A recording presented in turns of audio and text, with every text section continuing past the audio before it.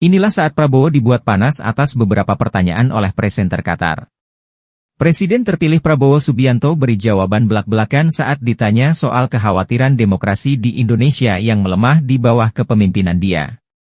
Respons itu muncul saat Prabowo hadir di Qatar Economic Forum pada Rabu 15 Mei.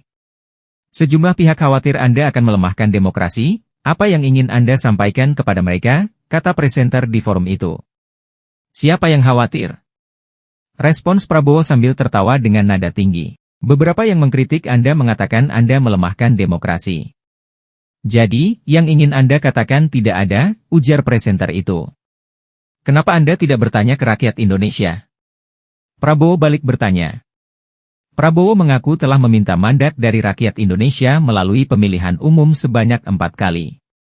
Tercatat 3 kali dia kalah dalam kontestasi politik itu. Lalu, di pemilu keempat yang berlangsung pada Februari 2024, Prabowo dan wakilnya Gibran Rakabuming menang. Kali ini, mereka menyetujui saya, menjadi presiden, ungkap Prabowo. Prabowo kemudian balik mempertanyakan siapa dan pihak mana yang khawatir soal demokrasi. Kekhawatiran soal demokrasi saya kira itu dibuat-buat oleh pers, media, ujar dia. Prabowo menegaskan setiap negara punya kultur dan karakter masing-masing. Kepala negara harus melayani rakyatnya, kata Prabowo. Simak video selengkapnya. I want to touch on your spending plans. When you campaign, you talked about how you want to provide free lunches. What's also ambitious in moving your capital from Jakarta to Nusantara, a project that will cost you $35 billion. Why is it a worthy cause? Bapak Prabowo, you are a general. I was a general. I'm retired. You're a general. Some people are concerned. Your critics are concerned. You may clamp down on democracy. What do you say to them? Who is concerned? There's some critics who say you may clamp down on democracy. Who is concerned? So you're saying there is no concern about that? Why don't you ask the Indonesian people? I go to elections already 4 times. I go to my people. I ask their consent. 3 times they did not give their consent. This time they give the consent. Where is the concern about democracy? The concern about democracy is, I think, made up by some people in the press. So that would be us then.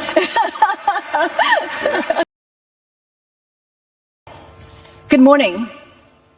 Indonesia is on the cusp of a new president. Prabowo Subianto is a 4-star general turned politician. He says he's more than ready to lead. This is a country of 280 million people with an ambition of being the 5th largest economy in 2045. President-elect Prabowo Subianto, thank you for joining us today. Thank you for inviting me. You campaigned on the promise of continuity. Give us a sense of what policies will be a priority in your first 2 years of government. Yes, as you know, nation building is a long-term process, and President Joko Widodo has built a strong foundation. And I'm determined to build on that foundation. And my core focus will be first on food security. Indonesia must be self-sufficient in food.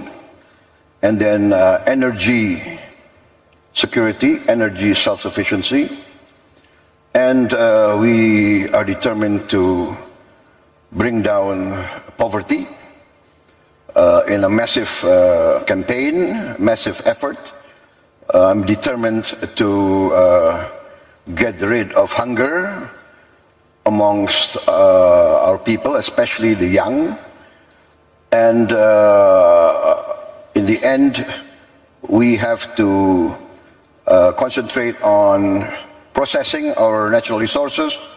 We have to make a great effort in downstreaming and to industrialize. And all of this needs good governance. I'm determined to cut down corruption, waste, and with that, we are very confident, we are very bullish, we are very determined to bring this all about. All very ambitious if you want to do it within your first term, which is 5 years. Can you achieve a growth target of beyond 5% in order for you to fulfill what you've set out to do?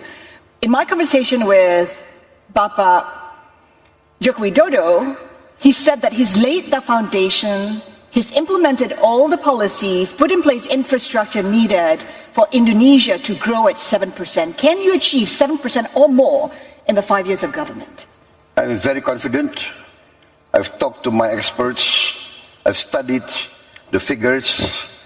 I'm very confident we can easily achieve 8%, and I am determined to go beyond. 8% within the 5 years, the first year, second year, and when you go beyond, are you looking at double-digit growth? I would say within 2-3 years, yes.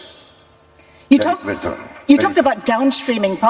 What are the other growth drivers for you? Or would downstreaming be key to you achieving 7, 8, 9% growth? Downstreaming will take several years. What will be a growth driver in the first years will be our concentration on agriculture, food production, food distribution, and energy. We want to go green in a very quick way. We want to produce our diesel from palm oil, and this will be a very strong growth driver. We import $20 billion every year for diesel oil. So can you imagine the savings we will have when we will switch to biofuel? Indonesia has often said it is open for business. Yet, I think a lot of investors say it's adopted protectionist policies, limits on the export of nickel, coal, palm oil. Is it important for you to move away from nationalistic protectionist policies? No, I think there's a misperception. We are not protectionist. What we are doing is very logical. Every country in the world will fight or will protect the national core interest of their people. And we think that we want to industrialize, and those are our natural resources. We have to protect our interest in the sense that we must get the full value, right? We cannot keep importing industrial goods all the time. It's not fair to our people. We will not be an advanced industrial society if we are just a producer of raw materials. I want to touch on your spending plans. When you campaigned, you talked about how you want to provide free lunches, free milk for students, and some are questioning how you will pay for such a program. Can you fund that program if you're unable to perhaps raise the limit of your budget deficit beyond 3%? You've said you can. We have studied this. We have, we studied all the figures, and we are very confident we can do that. We are very confident we can do that. And while keeping your budget deficit at 3%? Yes, 3%. And the 3% is something arbitrary. Not many countries hold to that.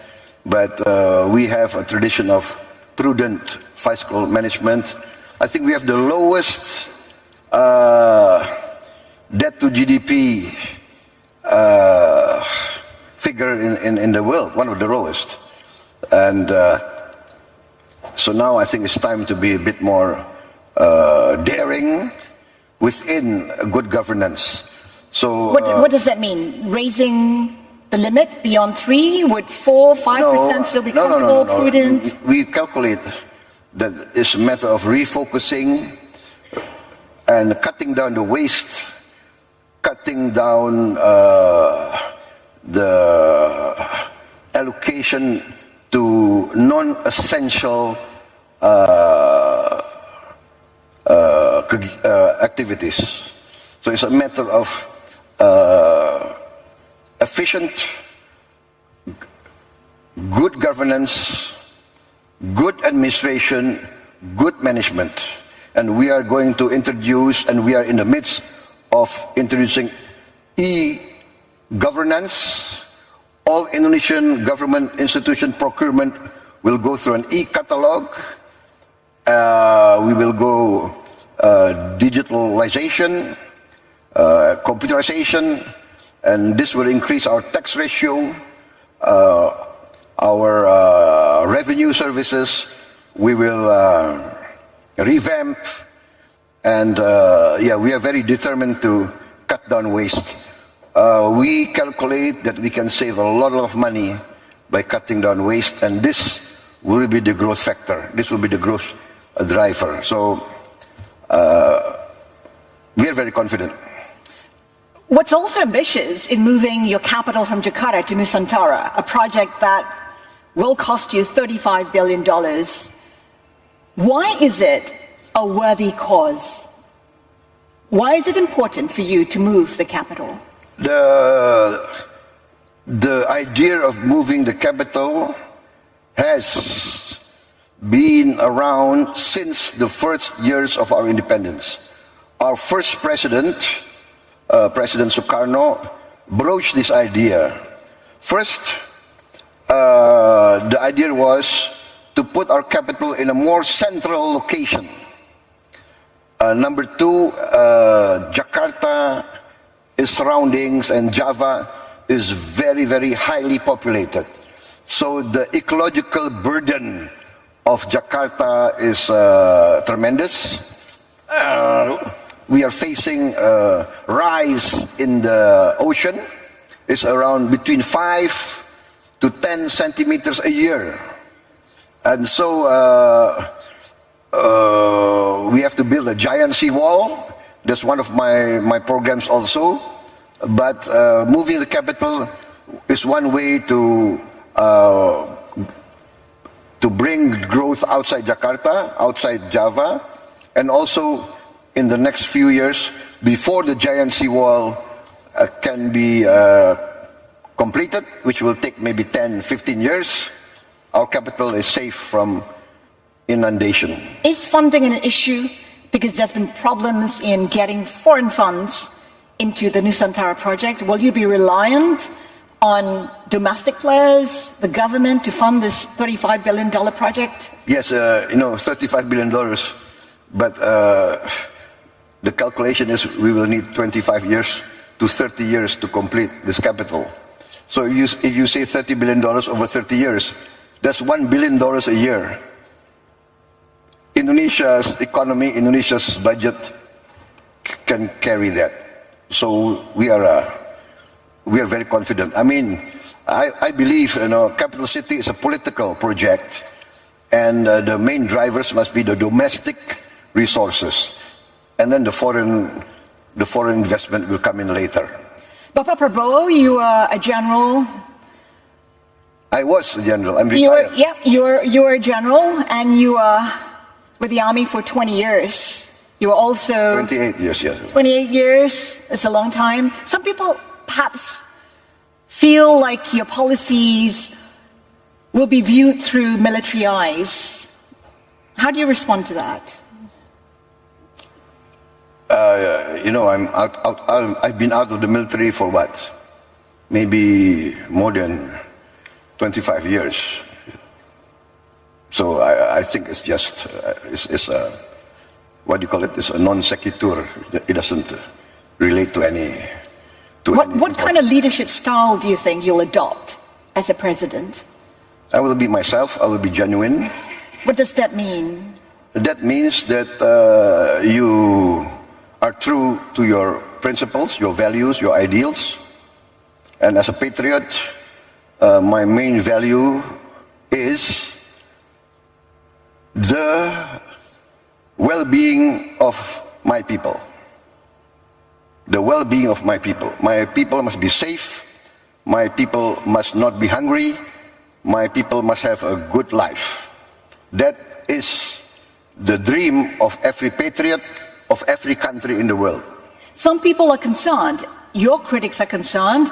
You may clamp down on democracy. What do you say to them? Who is concerned?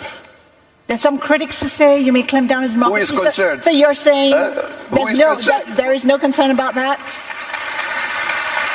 Why don't you ask the Indonesian people? I go to elections already 4 times. I go to my people. I ask their consent.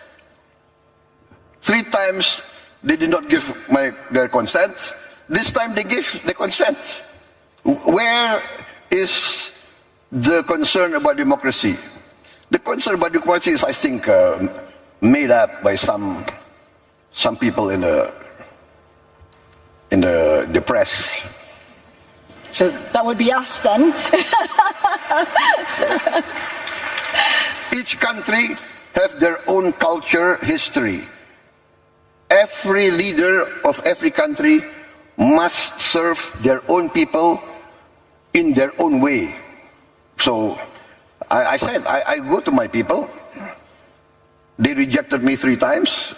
They accepted me this time. So I will work very hard so that I don't disappoint my people. Right? What do we live for? We live for the legacy we want to leave behind is a good reputation, a good name in the history of our country. Just to wrap up, because we're running out of time, as you said, you attempted to be president several times, and this time you succeeded. Why is it important for you to lead Indonesia? Why is it important for you to be the president of this country? Basically, it is the desire to serve, the people. I grew up in many countries, and I saw my people, many of them are very poor. In my heart, I cannot accept that in this day and age, Indonesia, member of the G20, Indonesia, the 4th largest population in the world, many of my people are still living a very, very difficult life. And that is what drives me. I want to do my bit. I want to make my contribution with my insights, with my experience, with my leadership. I believe I can contribute a lot to bettering the life of my people. President-elect Prabowo Subianto, we thank you so much for your time today. Thank you very much. Thank you, sir. Thank you very much.